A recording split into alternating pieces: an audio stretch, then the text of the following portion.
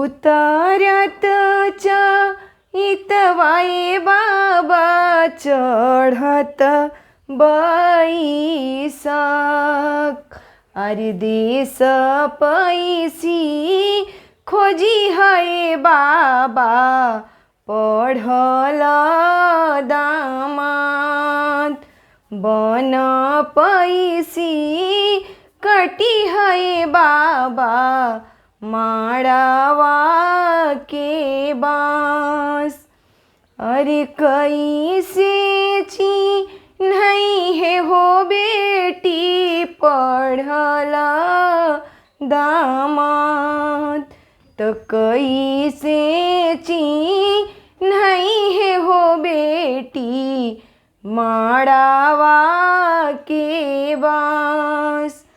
अरे हथवा कलमिया बाबा पढ़ल दामाद।